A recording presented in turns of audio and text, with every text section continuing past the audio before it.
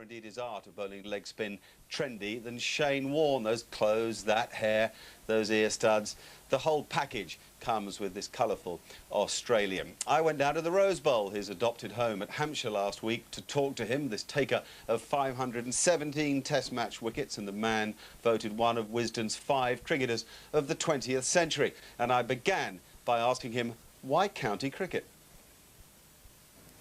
Yeah, I've always liked coming to England. I first came here in 1988, so I've been coming here for a long time. And I played my first league cricket in 1989 in Bristol. Had a great time down there, and I'm enjoying this year, captaining Hampshire. We've been off to a great start to the season. Lost against Gloucestershire in the C&G knockout, the third round, which was a bit disappointing. But you know, we've played some great cricket so far this season. Hopefully, we can continue doing that. You're playing in the second division in the Championship and in the first division in the National League. How do you rate the standard? Because it gets talked down a bit in Australia. Yeah, look, I've been coming for a lot of times. As I said, a long time I've been coming here and seeing lots of players. I think the standard is, I think, most sides have 2 to 3 good players, and then they have 1 or 2 good bowlers, and then the other guys not make up the numbers, but they contribute in certain ways, where mainly, you know, if you get 2 or 3 big wickets when you're bowling, that you can generally run through a side. I think where it, I suppose, falls down a little bit is the fast bowlers. You don't have too many out-and-out fast bowlers, and I think the main reason for that is just the amount of cricket you play. You play that much cricket that it's impossible as a fast bowler to run in every day, or basically 4 or 5 days a week, and steam in. You just can't do that. The other thing is spin bowling. I think the development of spin bowling, there's been lots of different ways to try and develop spin bowling, having more overs in a day, these sorts of things. But you know, April, May, trying to bowl leg spin or off spin is not that easy. First of all, you need a captain that understands spin bowling, and you need the climate, actually the sun to shine rather than rain, and the wickets aren't conducive to spin because they're quite slow at that time of the year. So those sort of areas I think will always trouble England because of the reasons I just said, the amount of cricket you play and the climate and the captains that captain some of the spin bowlers. 2003 was a sort of annus horribilis for you, particularly at home in Australia.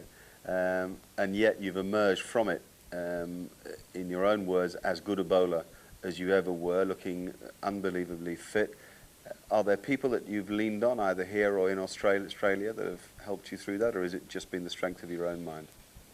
I think one of the things, obviously 2003 was an absolute shocker, basically. It was a terrible year, but for all sorts of different reasons. But I think one of the things I was very proud of is the way I came back in Sri Lanka. Obviously tough conditions to bowl, especially spin bowling. They play spin bowling quite well.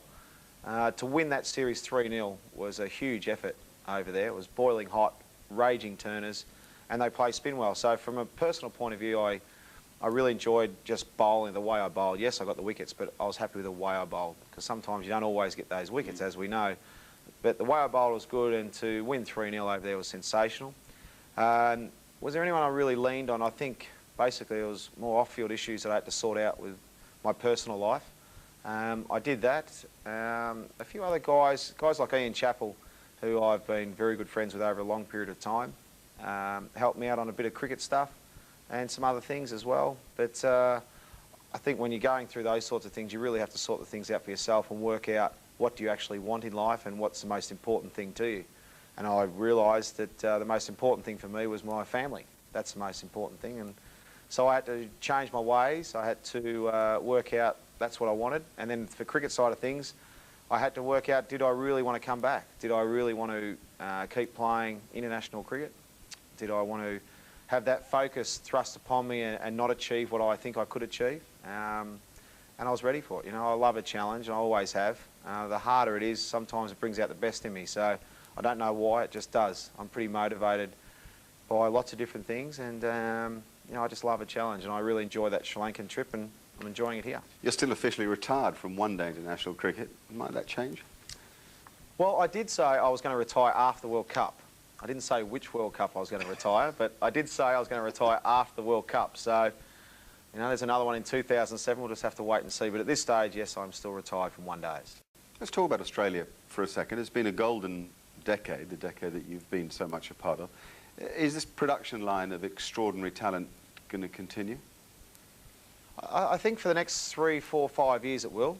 After that, I'm not sure, to be honest. I think we've got a wonderful range of players from about late 20s, around that sort of age, 27, 28, 29, that could play for another 5 or 6 years if something happened to the top team at the moment. You know, we've got the Brad Hodges, David Hussies, Mike Hussies.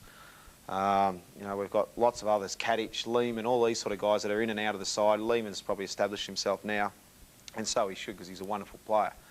We've got a lot of these other guys, Andrew Simons, all these guys that could play. Shane Watson, Michael Clark, who's 23 here at Hampshire. We've got so many, Stuart Law, that, you know, we've just got so many players that could play. But after that, looking at the young 20, 21-year-olds, I mean, I can only think of really Michael Clark at the moment, who's under 25, that we've got coming up, who's an excellent player already. I mean, Michael Clark's an absolute... I think he's the best young player since Ricky Ponting. I really believe that. And he's going to have a big future. He's already done well in one-day cricket, and he'll do well at test level. But once that sort of age bracket we're talking about goes to 34, 35, and then we're looking at the young 21, 22-year-olds, I'm not seeing a lot of them around at the moment. So I think in around 5 years, it'll be an interesting time for Australian cricket. Outside of the kind of raw talent that you've just alluded to, is there any secret to the success of this side?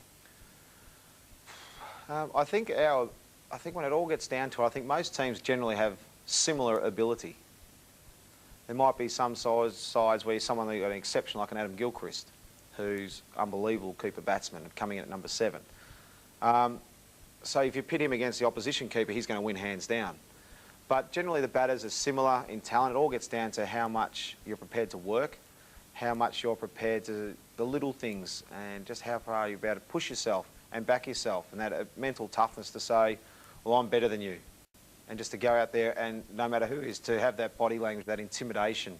I think as a group and as a unit, we intimidate sides. But at times, those tough moments, I think we've won them. The tough moments in a test match, when it's up in the air, it's there to win. Whether it be a drop catch, or someone to take a screamer, or take a run out, or just something. I think whether we have that happy knack or that lucky thing to do that, or whether it's just belief that we can do it, that somebody wants the ball to come to them to change the game, to take that one-handed screamer, to throw the stumps down and run someone out, or to stand there and say, you're not going to get me out. I don't care if I'm here all day, you're not getting me out.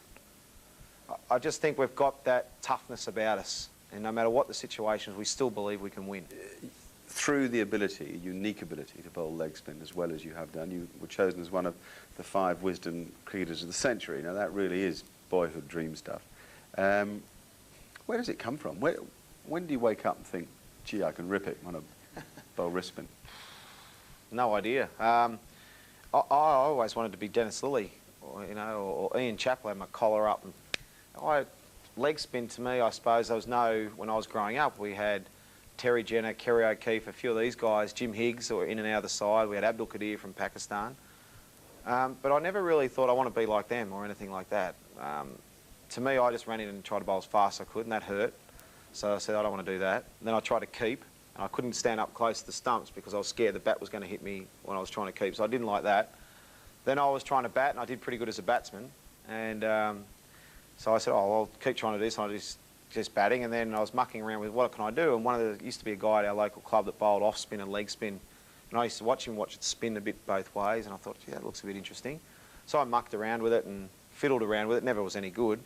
And it wasn't till around, I don't know, it was about 19 or 18 or 19 that I suddenly got picked in the first grade as basically a batsman that could bowl a little bit of spin. So I used to bat at number 6 or 7 and just bowl a little bit of this stuff. And I took wickets and made some runs early in my career at first grade. And then I got thrown into first class cricket after basically 3 games or 4 games, and did okay without doing sensational. And then the start of the following year, I had a couple of good games of first class cricket, and I got picked for Australia. And I got whacked around. I made a shocking start. I made an absolute terrible start. Got smashed all over the park for about a year. And then spoke to guys like Terry Jenner and Ian Chappell and said, what do I need to do to become a test cricketer? How can I improve? And we talked about fitness, we talked about bowling, we talked about batting, catching, just cricket in general, with Ian Chappell, Terry Jenner, Rod Marsh a lot. And went to Sri Lanka in '92 and helped win a test match. Greg Matthews won the test match there in '92. I got a couple of wickets at the end, came back, got in and out of the side for a little bit, and then got picked '92 Boxing Day against the West Indies, and got 7 for 50 in Melbourne. There was about 80-odd thousand there. And from there, it's all been pretty good, except for an odd little blitz here or there, but it's been pretty good since then. How much of it is in here and in here? Well, in your head, you have to outthink the batsman. You have to outthink them. You've got to be a step ahead. You've got to have a plan. If you haven't got a plan and you're just hoping to spin the ball and hopefully someone will hit one up in the air, you won't go any good. You might get lucky a few times, but you have to have a plan. Once you've got a plan and it's not working, then you've got to show a bit of ticker too, because you know, as a spinner, it can be quite embarrassing. Everyone hitting you for 6, and especially as a young kid, you know, all your mates, how far did that bloke hit you? Or you got another ball because he got hit out of the park. So you need a bit of love too, and you need a bit of love from your captain, you need a bit of love from your coach and your family and all your mates you're playing with. So that's as a young kid, but you've got to have, you know, you've got to have a bit of ticker, bowl and spin, no matter if it's off spin, leg spin, whatever, because it's not easy. You can bowl a half tracker, you can bowl full bungers. Sometimes they can get wickets, but it can be embarrassing sometimes. The incomparable Shane Warne. More from him after the break when he gets a bit spicier with, in particular, his thoughts on Muttiah Muralitharan. Bristol, Had a great time down there, and I'm enjoying this year, captaining Hampshire. We've been off to a great start to the season. Lost against Gloucestershire in the C&G knockout, the 3rd round, which was a bit disappointing, but you know, we've played some great cricket so far this season. Hopefully we can continue doing that. You're playing in the 2nd division in the Championship and in the 1st division in the National. They contribute in certain ways, where mainly, you know, if you get 2 or 3 big wickets when you're bowling, that you can generally run through a side. I think where it, I suppose, falls down a little bit is the fast bowlers. You don't have too many out-and-out fast bowlers, and I think the main reason for that is just the amount of cricket you play. You play that much cricket that it's impossible as a fast bowler to run in every day or basically 4 or 5 days. League. How do you rate the standard? Because it gets talked down a bit in Australia. Yeah, look, I've been coming for a lot of times, as I said, a long time. I've been coming here and seeing lots of players. I think the standard is, I think, most sides have 2 to 3 good players, and then they have 1 or 2 good bowlers, and then the other guys not make up the numbers, but they talk to him, this taker of 517 Test match wickets and the man voted one of Wisden's 5 cricketers of the 20th century. And I began by asking him, why county cricket? Yeah, I've always liked coming to England. I first came here in 1988, so I've been coming here for a long time, and I played my first league cricket in 1989 in